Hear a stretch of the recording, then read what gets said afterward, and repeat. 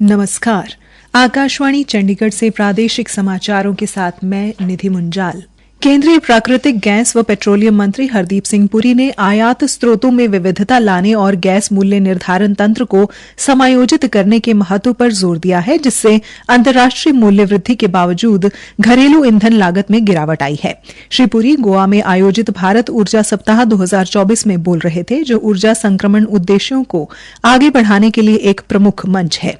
इससे पहले ऊर्जा सुरक्षा पर मंत्रिय स्तरीय चर्चा में भाग लेते हुए श्री पुरी ने अप्रत्याशित ऊर्जा परिदृश्य के बीच पारंपरिक से स्वच्छ ईंधन की ओर संतुलित परिवर्तन की आवश्यकता पर जोर दिया। हरियाणा के मुख्यमंत्री मनोहर लाल ने 15 फरवरी से 29 फरवरी तक विशेष अभियान चलाकर लगभग 60,000 बेसहारा गोवंशों को नजदीक के गौशालाओं में पहुंचाने के निर्देश दिए हैं।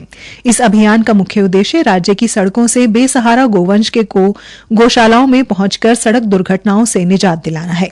मुख्यमंत्री ने कल चंडीगढ़ में राज्य में स्थापित की जाने वाली नई गौशालाओं के संबंध में आयोजित की गई एक बैठक में ये आदेश दिए। बैठक में पशुपालन एवं डेयरी मंत्री जेपी दलाल भी उपस्थित रहे।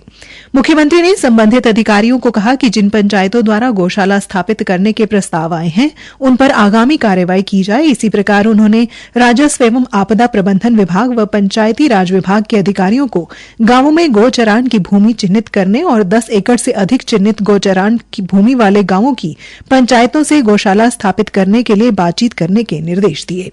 मुख्यमंत्री ने इस संबंध में गौ सेवा आयोग, विकास एवं पंचायत विभाग, अन्य हितधारक विभागों के अधिकारियों को शामिल कर एक समिति का गठन करने को भी कहा है। उन्होंने गौ सेवा आयोग के पदाधिकारियों को गौशालाओं की क्षमता के अनुसार ही गौवंश रखने के निर्देश भी दिए। हरियाणा के उप मुख्यमंत्री दुष्यंत चौटाला ने कल हिसार जिले के गांव प्रेमनगर व बधावड़ में अनेक विकास कार्य करवाने का ऐलान किया है। उन्होंने बधावड़ में व्यायामशाला, जलघर को उन्नत बनाने तथा 75 लाख रुपए की लागत से सामुदायिक केंद्र का भवन बनवाने की घोषणा की है। उन्होंने कहा कि इस गांव को राजकीय विद्यालय के नाम शहीद ओम प्रकाश के नाम से रखा जाएगा। इसी प्रकार से उन्होंने ढाणी प्रेमनगर गांव में पर्याप्त जलापूर्ति के लिए अतिरिक्त वाटर टैंक बनवाने की घोषणा भी की। उप मुख्यमंत्री ने कहा कि भेरी अकबरपुर गांव में डिजिटल पुस्तकालय बनवाया जाएगा और गांव की फिरनी पक्की की जाएगी। उन्होंने गांव के पशु अस्पताल में पशु चिकित्सकों की नियुक्ति को लेकर कहा कि पशु चिकित्सकों की भर्ती का परिणाम घोषित कर दिया है और जल्द ही प्रदेश में अस्पतालों में डॉक्टरों की नियुक्ति कर दी जाएगी। हरियाणा के मुख्य निर्वाचन अधिकारी अनुराग अग्रवाल ने प्रदेश के सभी मतदाताओं से लोकसभा चुनावों में अपने मत का प्रयोग स्वतंत्र व निष्पक्ष रूप से करने की अपील की है। श्री अग्रवाल ने आज चंडीगढ़ में आगामी लोकसभा चुनावों को लेकर आयोजित एक समीक्षा बैठक के बाद कहा कि यदि किसी मतदाता पर कोई भी व्यक्ति किसी प्रत्याशी के प्रत्यक्ष में मतदान करने के लिए दबाव डालने की कोशिश करता है तो मतदाता इसकी सूचना हेल्पलाइन नंबर 1950 पर दे सकता है। उन्होंने कहा कि संबंधित प्रशासन उसकी समस्या का निपटान सुनिश्चित करेगा।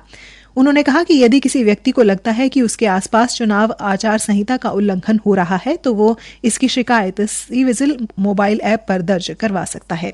प्रशासन के चुनाव ड्यूटी में लगे अधिकारी 100 मिनट के भीतर शिकायत का निवारण सुनिश्चित करेंगे। श्री अग्रवाल ने कहा कि प्रशासन को ये सुनिश्चित करना होगा कि किसी भी बूथ पर जाति धर्म को लेकर झगड़ा न हो। उन्होंने सभी उपायुक्त और पुलिस अधीक्षक को संवेदनशील क्षेत्रों में संयुक्त रूप से निरीक्षण करने के निर्देश भी दिए और सभी जिलों के क्षेत्रीय अधिकारियों को नियुक्ति तुरंत प्रभाव से करने की हिदायत भी दी। हरियाणा में हरियाणा सिख गुरुद्वारा प्रबंधक कमेटी के चुनाव 6 मार्च को होंगे। गुरुद्वारा चुनाव आयुक्त न्यायाधीश एच.एस. भल्ला ने आज हरियाणा सिख गुरुद्वारा प्रबंधक कमेटी के पहले आम चुनाव के लिए राज्य भर के 40 वार्डों में पहली सूची जारी की है। मतदान का समय सुबह 8 बजे से 5 बजे तक का रहेगा। मतदान की समाप्ति के तुरंत बाद मतगणना की जाएगी और निर्वाचन अधिकारी उसी दिन नतीजों का घोषणा भी करेंगे। आयुक्त द्वारा जारी की गई सूची के अनुसार निर्वाचन अधिकारी कल 9 फरवरी को नामांकन भरने के लिए नोटिस जारी करेंगे। इसके बाद 10 फरवरी से 16 फरवरी के बीच नामांकन भरे जाएंगे, जिसमें 11 फरवरी दिन रविवार तथा 14 फरवरी को राजपत्रित अवकाश होने के कारण नामांकन नहीं भरे जाएंगे। नामांकन की जांच 17 फरवरी को की जाएगी। सूची के अनुसार यदि किसी उम्मीदवार का नामांकन निर्वाचन अधिकारी द्वारा रद्द किया जाता है तो उम्मीदवार 19 फरवरी तक आयुक्त को अपनी अर्जी दे सकता है, जिसके बाद उपायुक्त अपना निर्णय लेंगे। इसी के साथ ये समाचार बुलेटिन समाप्त हुआ।